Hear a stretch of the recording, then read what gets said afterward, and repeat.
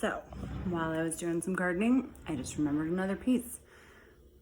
For me, if I think back to my life, were the moments my parents might have thought I was crazy, huge pain in the butt, everything that I've gone through. I remember as a kid telling my mom that I was doing this whatever to learn how to save the world. I was starting a business at 9 and running the neighbors and the little kids for babysitting and lawn mowing and all of that because I needed to practice when I started my business. I was 9 or 11. So if I'm telling myself and I have those dreams of my goals, which are embedded in you, there's a part of you that always had a passion for something, a belief that you were meant to do, all of it. It's just our worth keeps us from our goal. People that we allow to hold us back because they aren't doing their work and we don't want to hurt them, or any other circumstance that we use to hold us back. Instead of knowing that signs, synchronicities, and everything, coincidences, opportunities, people are meant to push us, whether it is through painful moments to learn or amazing moments to learn, because every cycle in life has a death and rebirth, whether it's a marriage, a job, a dream, a child, a person, everything. Death and rebirth is the cycles of our life. So every time we're cycling out of a lesson, that's a death. That is a painful moment. That is a grieving process. That is mourning what that is, giving yourself the time and everything to learn the lessons, to heal it and all of it, and know why that painful moment came, what it was meant to teach you, and how it's connected to your big dream goal. If we're knowing that and sharing that, we're helping others learn without going through the pain. They see it beforehand. So each person, each generation should be able to make it to their dreams faster because we tell them the good, the bad, the ugly, all of it. So with me, if I wanted to save the world and all of that and love people unconditionally and have everybody be seen and all of that kind of crazy stuff as a child, that meant I had to be shown unconditional love. But the mirror of that is I had to be abandoned and not shown unconditional love or worth it for someone else to show it to me, for me to remember and know what my worth is. So having 17 amazing years after being abused and not worth it, to have no trust in men, to have trust in men, to have it cycle out because my husband, his value, his everything wasn't good enough. So as I'm doing my work and he's not, it's meant for him to cycle out. His death was meant to be my rebirth because I had to level up. I had to take my lessons from that painful and amazing experience to know what the next thing coming into my life and have total faith and trust that nothing, because I trust myself, nothing comes into my life that would treat me anything less than that man. But then I also didn't get to sugarcoat it. And that I had to have a rude awakening to. I couldn't figure out and was trying to backtrack why I had ever dated narcissists, why I started finding myself in spaces with narcissists.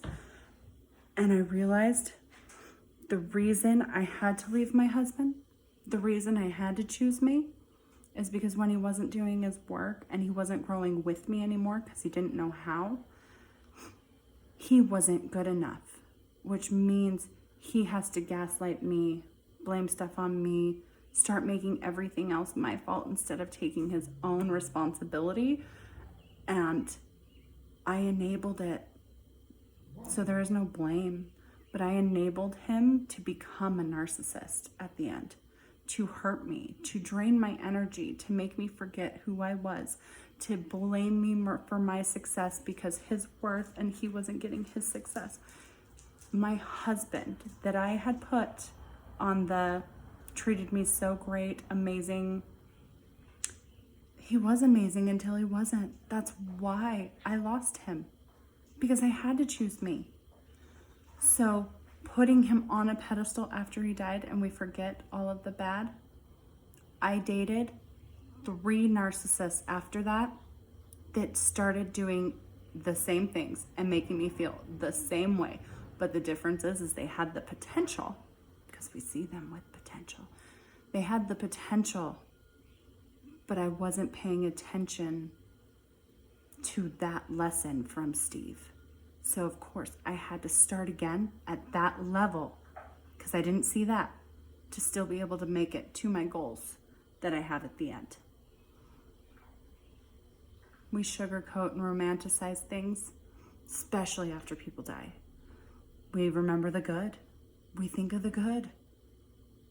But if I wouldn't have seen that pattern, I wouldn't actually acknowledged that I had to leave Steve because he turned into a narcissist, and not just give him the credit for the good that he did for me and what he taught me, I would keep dating narcissists, blaming myself until I had walls up around my heart and not wanting or willing to love anybody ever again. Problem is I believe in love because of him. I believe that you can have an amazing relationship. I believe that you can still want each other 17 and a half years in. I believe that because I know it. So I know no matter what, that I deserve better than that, because I've done a lot of work in between. So I know that anything comes in will see me, will honor me, because now I've climbed that ladder, learned that lesson. It's like I know the bad guy in the game. I know what it's gonna look like. I know the patterns. But I also had to learn I can't blame somebody because they show me that pattern based upon my path, my past. I have to give them the benefit of the doubt. I have to have a conversation and be willing to be vulnerable, to be able to tell them, hey, that thing that you just did, it triggered me in a past thing that I'm gonna work on and try and figure out what I need to do to heal it. So thank you for triggering that lesson so that I can grow, so that I can see where the bad guys are and learn the game. But we don't run unless it's really, really bad. And that's up to your own discernment and your own decision process of your worth. But we don't get to blame people. Knowing our goal, knowing what we have, that means we have to learn that again, which means of course you will be triggered on that. So you choose. Do you deserve love, or you deserve to run from everything that triggers that one spot? Which means if you run from it, you'll never make it to your goal. Ever. Because you have to learn where the bad guy is, what you got to learn to pass that level, right? Because if life's a game, you have to know that that will be triggered. If you take the time to reflect back on where things went wrong, where you enabled, where your fingerprints are, because there is no blame. Where did you choose them over you? Where did you lose you and not hold somebody accountable and enable them to be small? I now know I can't enable anyone to be small, because that enables me to be small. It enables me to try and love somebody in my space that makes me need to be small for them to feel better. I'll enable them to be big, and if they want to be in my space, they have to respect my boundaries to be there. If they want to be in my space, they have to do their work to stay on the same level. Otherwise, they kind of lose their place in line. If I know my worth, I am willing to keep moving forward and hope and pray that they will catch up or do their work to win their game. But I keep moving forward. I don't pause my life waiting for them to decide their worth. We have those magical inklings and everything for a reason of why we decide to get out of a marriage or whatever it is. Because we remember that we deserve better. We have hope that it's out there. But as soon as we get out and we're ready to start the game again, it triggers those things. Instead of knowing, guess what? It's happening for you to get you to your dreams instead of happening to you. And the best part is we make it sound like we have to learn these lessons and it's so painful and all this stuff and sitting in it is whatever and I don't have time for that and blah, blah, blah. Did you know you can learn your lessons and phase everything out and clean your cycles and all of that?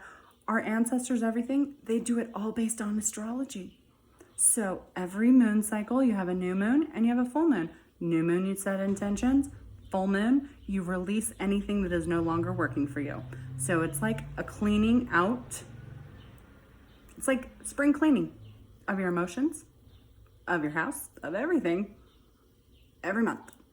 And then you have eclipses and all sorts of other things that are all tied into different magnitude of your cleaning and your goals and your potential and your dreaming capabilities, all of it. That is what our ancestors actually did everything off of. But for some reason, we attach power to words. We attach spirit. We've already based.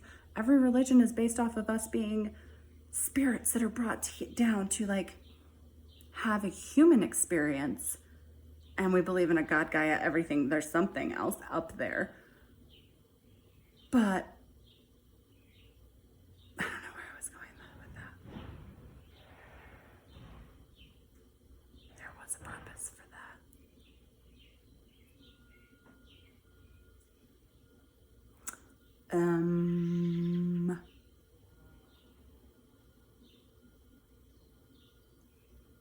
I think it's because we make it all complicated.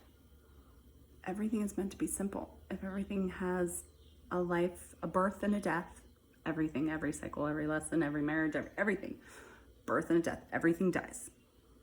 Then you're going to let it flow. And you know that it was meant to be in your world for the time it was meant to be in your world because it taught you something. I would never, ever, ever change having 17 years that taught me how to love, taught me how to forgive, taught me how to see myself through his eyes, to be able to believe I can do it again.